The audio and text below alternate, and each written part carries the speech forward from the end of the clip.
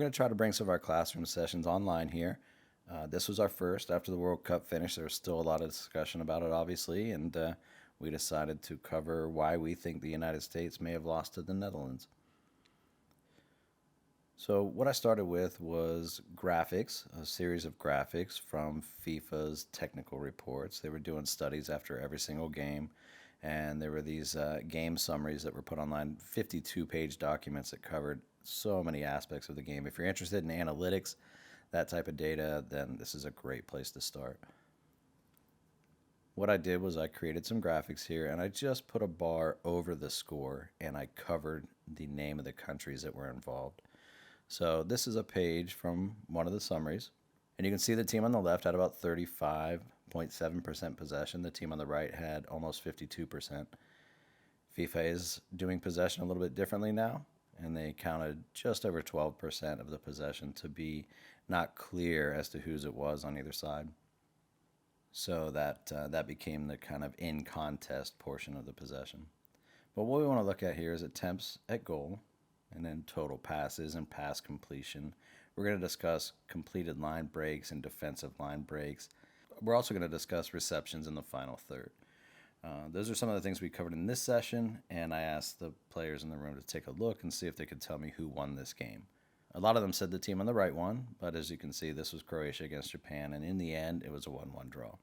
When you look at a few more of these games, I tried to pick some that were interesting. It's not too difficult to tell that the team on the right is Spain. You can see they attempted over 1,000 passes and completed 967 of them.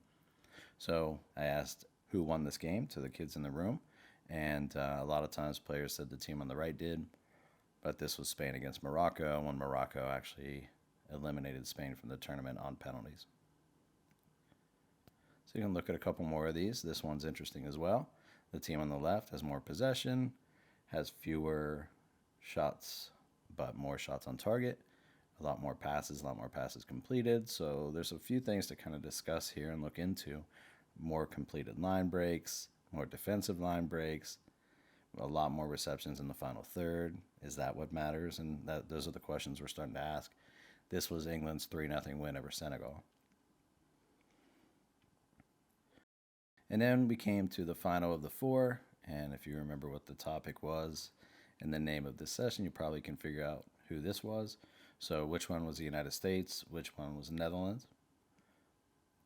And the team that lost, the United States, lost 3-1, even though they had a lot of passes, a lot more attempts at goal, even one more on target, and a few other things that went their way in the stats as well. So we wanted to look into what matters. So we asked the kids, is it possession that matters? Is it shots that matter? Is it entries into the final third?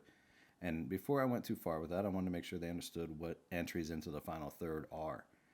So I showed them the field, sectioned off 3 parts of the field, a defensive third, a midfield third, and an attacking third. So when a coach says we need to get into the attacking third more quickly or more directly, then that's what they mean. They're trying to get into that navy blue section on the right. We also want to discuss defensive line breaks. You can see through this graphic a few ways to break the line of defense.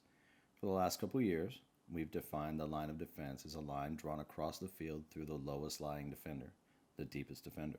Now you can dribble through that line to break the line of defense, you can shoot through it, or you can pass through it. I don't believe FIFA is actually keeping track of shots that break the line of defense, but times that there's a touch on the other side of it, more dribbling and passing. Obviously, goals make a difference, and what we really wanted to discuss was what you do with the ball when you have it. It's also important for me that players in our club understand this system. It's a little bit older, but it helps me make things a little more clear in my education sessions. This is an 18-zone system where in the bottom half of the field, the half that we're defending, there are single-digit numbers going from the bottom to the midfield stripe, left to right, 1, 2, 3, 4, 5, 6, 7, 8, 9. Once you cross midfield, you're into the half of the field that you're progressing toward, and the goal that you're progressing toward, the goal you're attacking, and that's the double-digit numbers. Again, left to right from midfield toward the top to the goal line there, 10, 11, 12, 13, 14, 15, and 16, 17, 18. So the questions become, what happens when you cut inside? You get into those zones 16 and 18, and really kind of zones 13 and 15. What happens when you go into the center of the field versus playing out in the flanks and out in the width? What happens when you take someone on and get behind them before you go into the center?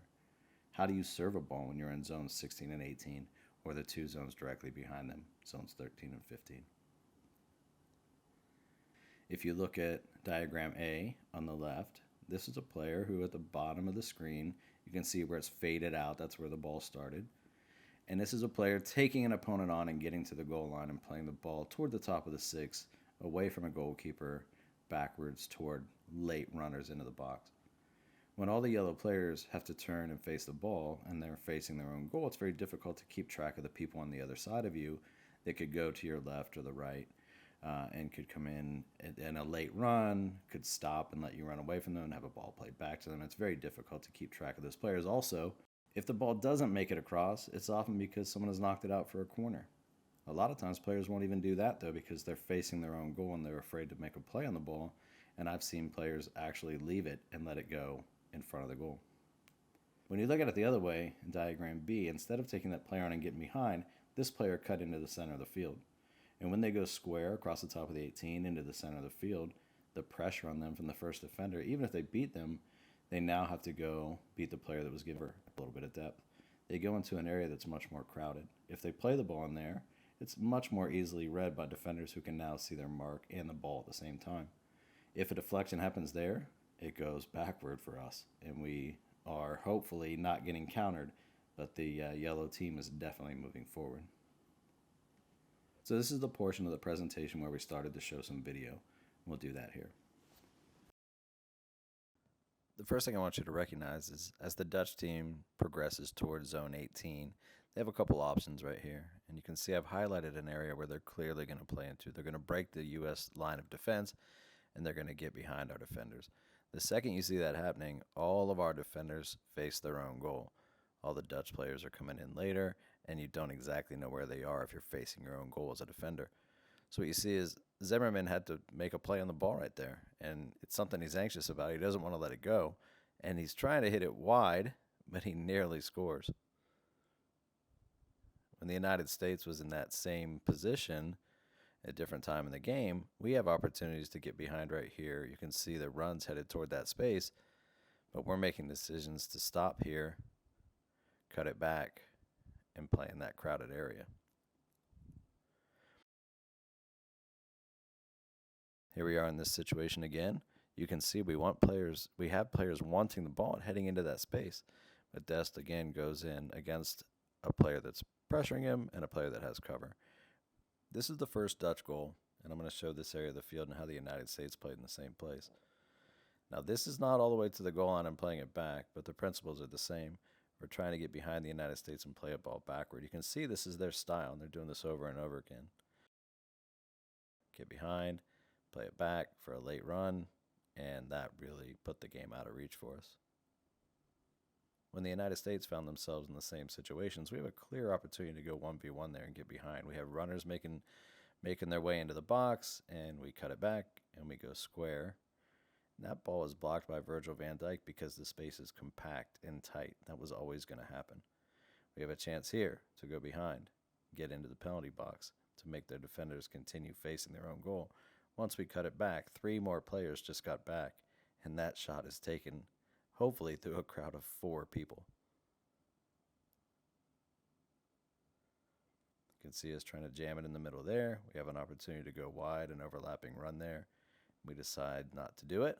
Again, we have an overlapping run here. You can see Yedlin trying to make a run, and instead of putting him through and getting behind them and forcing all the Dutch players to face their own goal, we decide to play an underweighted ball to a player that would have their back to goal in the most crowded part of the field, even if he did receive it.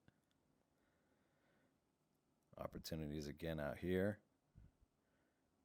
And we go into the middle, into a crowd of people. Could get it out wide here, but instead we're trying to jam it through 1, 2, 3, 4, 5, 6 or 7 Dutch players. So obviously things are much more complex than one simple idea here. But what it comes down to, and what I'd like to share with the club, is it's not about how much possession you have, how many passes you complete, how many passes you attempt, and those types of things. It's more about what you do with the ball when you have it. And especially as younger players, I think we should always tend toward trying to be dangerous and trying to work on the things that we're trying to work on, stretching another team out, drawing their players out so we can then be dangerous. But that should be our default. I want players to take risks. I want players to take chances. When we get in those 1v1 situations or the numbers up situations, the numerical advantages and parts of the field that allow us to get behind our opponent, I want to break their line of defense.